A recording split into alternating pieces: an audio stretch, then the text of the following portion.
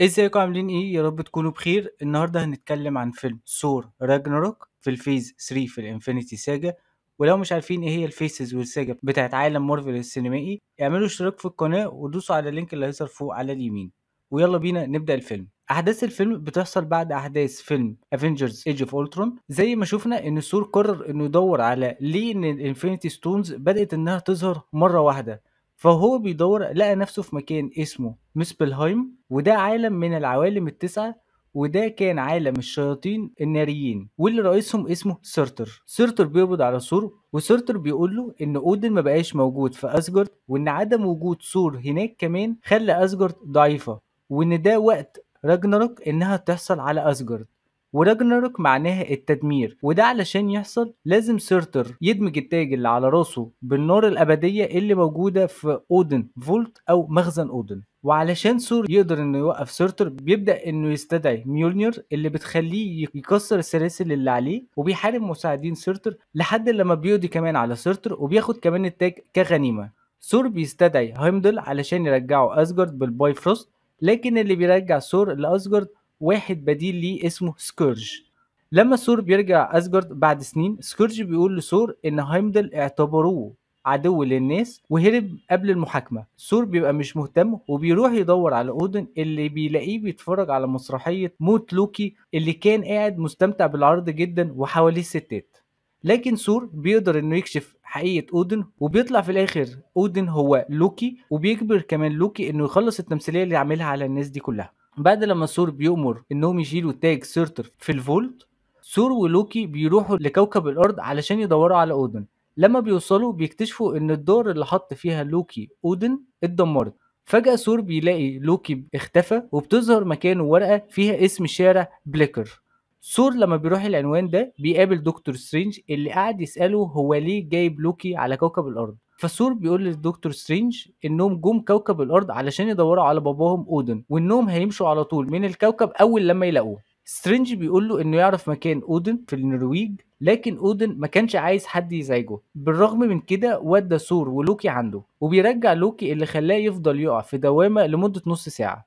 ثور ولوكي بيقابلوا اودن اللي كان عليه تعويذة من لوكي، وبتبدأ حالته انها تتدهور ويموت. في كلماته الأخيرة اودن بيعترف ان ليهم اخت اسمها هيلا، اللي هي اله الموت اللي ما كانوش لوكي وثور عارفينها، وانها تتحرر من السجن اللي فيه بعد ما يموت، وهي اقوى منهم هما الاتنين، وهتبقى كمان اقوى لما ترجع لاسجارد. واودن بيقول لهم انه بيحبهم وبيتحول لطاقة وبيختفي وبيموت. طبعا ثور بيبقى مش طايق لوكي لان كان السبب في موت اودن. وهما بيتكلموا بيلاقوا بوابة سودة بتظهر في المكان، وبتظهر هيلا أختهم. لما الأخين بيرفضوا إنهم يركعوا لها بتبدأ إنها تهاجمهم، لكن ثور بيرمي ميولنير ناحيتها، لكن هيلا بتمسكها بإيد واحدة وبتدمرها. لوكي طبعا بيخاف وبينادي على الباي فروست. خلال نقلهم هيلا بتتدخل وبتطلع لوكي وثور من الشعاع بتاع الباي فروست او البيم بتاع الباي فروست، وهيلا بتوصل لاسجارد. ولما بتوصل هناك بتقتل فولستاج وفاندرال، وبتقول لسكورج انه هيبقى المساعد بتاعها. في نفس الوقت ثور بيلاقي نفسه في كوكب غريب في مقلب زبالة، وبيلاقي بوابات وكذا ثقب دودي منفذين على بعض في الكوكب وبتنزل منهم خردة.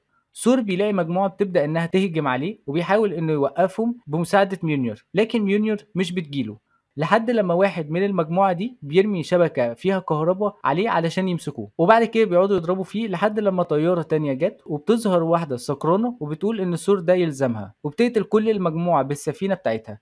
ثور كان فاكر انها جايه عشان تنقذه، لكن هي كمان رمت على رقبته ديسك فيه برضه كهرباء، وبتخليه يفقد وعيه بالديسك ده، وبتاخد ثور للسفينه بتاعتها. في اسجارد الجيش الاسجاردي بقياده هوجن بيواجه هيلا، وهيلا بتقول لهم ان اودن مات وانها خلصت من ثور ولوكي، فهي دلوقتي الملكه الحاليه لاسجارد. هوجن والجيش بيرفضوا وبيبداوا انهم يحاربوا هيلا، لكن هيلا بتكسبهم رغم عددهم الكبير. بعد لما بتقتل هوجن بتدخل للبهو الملكي، وبتبدا تكسر السقف اللي بيظهر مكانه الحقيقه المخفيه، ان اودن كان معتبر هيلا هي السلاح القوي علشان يخلق مملكه اسجارد، ولما طموحها زاد اكتر منه حبسها. بعد لما هيلا بتدخل مخزن اودن بتستخدم النار الابديه علشان تصحي الجيش الاسجاردي اللي كانت ماسكاه، وكمان بتصحي الذئب بتاعها اللي اسمه فينريس. وهي قاعدة على العرش بتقول لسكورج إنها كانت السيافة بتاعته، فجه الوقت إن سكورج يبقى السياف بتاعها. في نفس الوقت هايمدل بيتسلل علشان يسرق السيف اللي بيستخدموه علشان يشغلوا البايفروست، وبدون السيف ده هيلا مش هتقدر إنها تعمل المهمة بتاعتها اللي هي تدمير العوالم كلها. فهيلا لما بتعرف الموضوع ده بتخلي الجيش بتاعها يدور على هايمدل. نرجع تاني على الكوكب. ثور بيصحى في مكان هولوجرامي وبيبدأ زي صوت يقول له انه موجود على كوكب اسمه سكار، وان الحاكم بتاعه اسمه جراند ماستر، وان الجراند ماستر بيعمل مسابقة اسمها كونتست اوف شامبيونز او مصارعة الابطال. ولما بيقابل الجراند ماستر بيدفع فلوس للست السكرانة اللي مسكت ثور، وبيقرر ان ثور يصارع البطل بتاعه في ماتش، وبيقول له ان لو كسب البطل هيسيبه. ثور بيكتشف ان لوكي عايش اللي كان عمال يتكلم مع الناس، وعارف كمان الجراند ماستر. ثور بيقول لوكي انه لسه واصل الكوكب، لكن لوكي بيقول له انه وصل الكوكب ده من اسابيع، وانه كسب الجراند ماستر لصالحه.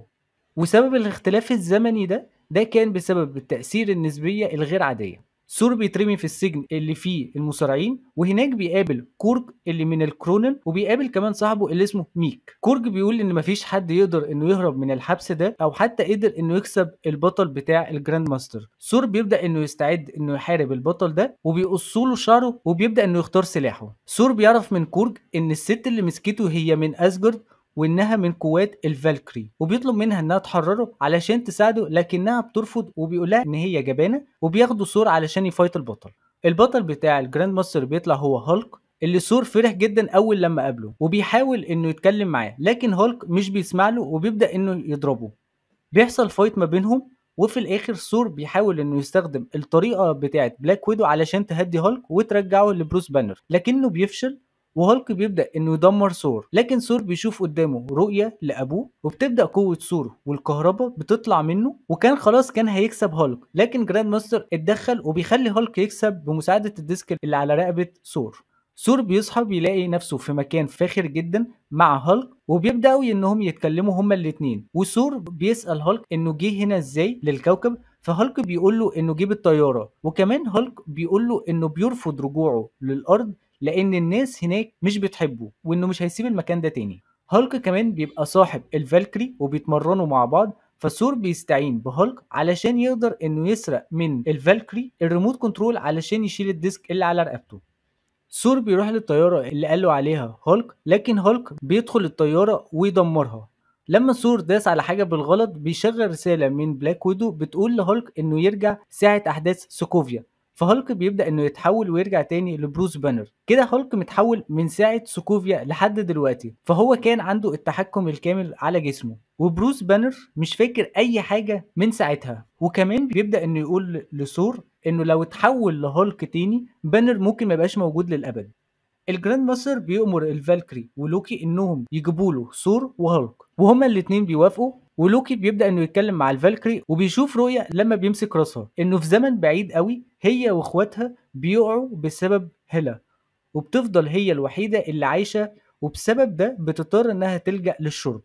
فالكري بتوافق انها تساعدهم، ولوكي كمان مش بيبقى عايز يقعد في الكوكب، وبيقول لثور انه معاه كل الباسورد بتاعت مراكب الجراند ماستر. ثور كمان بيتكلم مع هيمدل اللي بيقول له انه لازم يرجع لاسجارد بسبب هيلا، وانه يقدر يوصل لاسجارد من خلال اكبر بوابة في السماء، لكن سفينة فالكري مش هتقدر انها تسافر في البوابة دي. فبيبدأوا انهم يعملوا خطة، فبيحرروا كل المساجين بقيادة كورج وميك علشان يعملوا ثورة علشان يشتتوا انتباه الجراند ماستر ويقدروا انهم يسرقوا سفينته. في اسجارد سكورج بيبقى متحوط بالمدنيين وبيقول لهم فين السيف بتاع الباي فروست. لما محدش بيرد عليه هيلا بتقول له اقطع راس واحد منهم، لكن في واحد بيتدخل وبيقول انه يعرف مكان سيف الباي فروست بدل ما شخص ملوش ذنب يموت. في سكر لوكي طبعا بيضحك على ثور، لكن ثور بيعرف وكان حاطط الديسك الكهرباء ده على ظهره. ثور بيقول لاخوه انه عارف انه بتاع حوارات وكان نفسه انه يتغير، وبيمشي ويسيب الديسك الكهرباء في جسمه. وكورج بيوصل هو والناس اللي معاه وبيفكوا الديسك من لوكي، ولوكي بيبقى قائدهم وبيهربوا. ثور وفالكري وبانر بيوصلوا لاسجارد، وكان في نفس الوقت هيلا بتبدأ انها تهاجم القلعة اللي كان هايمدل مخبي فيها الاسجارديين، لكن ثور بيبدأ انه يستدعي هيلا في صالة الملك علشان يفايتوا.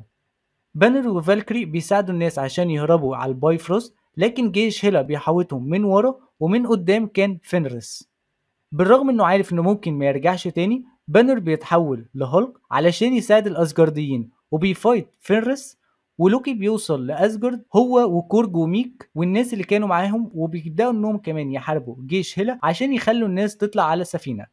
هيلا طبعا بتكسب ثور بسهوله جدا وبتطير كمان عينه اليمين، وثور قبل لما يتقتل بيشوف رؤية قدامه انه هو وباباه في النرويج، فاودن بيقول لثور ان اسجارد مش مكان لكن هي الناس بتاعتها، وان اي مكان ممكن يبقى اسجارد. فثور بيقول له انه مش هيقدر يكسبها من غير ميولنير، لكن اودن بيفكر ثور انه مش اله الهامرز، وان ميولنير دي ما كانتش هي مصدر قوته لكنها كانت وسيلة علشان يسيطر عليها، وبيبدأ انه يستجمع قوته ويضرب هيلا، وكمان بيهاجم جيشها وبيعرف انها اقوى منه بكتير ومش هيقدر انه يوقفها.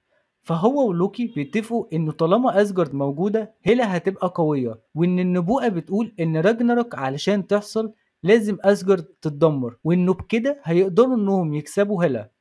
لوكي بيروح لأودنز فولت علشان يشغل التاج بتاع سيرتر علشان يدمروا اسجارد ويحققوا النبوءة، وثور وفالكري بيلهوا هيلا. لوكي وهو في الفولت بيشوف التزركت، وبعد كده بيحط تاج سيرتر في النار الأبدية، وبكده سيرتر بيرجع يكبر علشان يدمر اسجارد.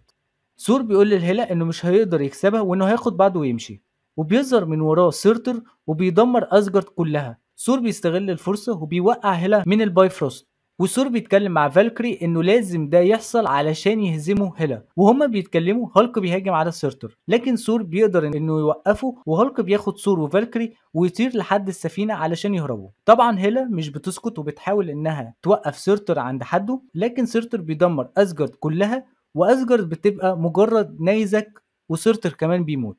ثور بيعرف ان تدمير اسجارد ده كان شيء لابد منه، وان اسجارد موجوده دلوقتي بالناس بتاعتها. ثور بيبدا انه يلبس اي باتش على عينه زي باباه، وبيشكر لوكي انه رجع، وثور بيبقى هو الملك بتاع اسجارد، وبيبداوا انهم يروحوا لكوكب الارض. بيخلص الفيلم على كده. الفيلم فيه 2 اندنج سين. الاندنج سين الاولانيه ان لوكي بيسال ثور هل انه شايف انها حاجه تمام انه يرجع الارض معاه بعد الاحداث بتاعت باتل اوف نيويورك، فثور بيقول له ان شاء الله، وبتبدا سفينه اكبر منهم تظهر قدامهم. الاندنج سين التانية الجراند ماستر بيواجه الناس اللي كانوا عنده، وبيقول لهم انهم عملوا حاجات قويه جدا لكنهم مش بيهتموا وبيهجموا عليه. بس كده ده كان فيلم ثور راجناروك. الفيلم اللي جاي اللي هنتكلم عنه هو فيلم بلاك بانثر. لو عجبكم الفيديو دوسوا لايك وشير وسبسكرايب، واشوفكم في فيديو جديد. سلام.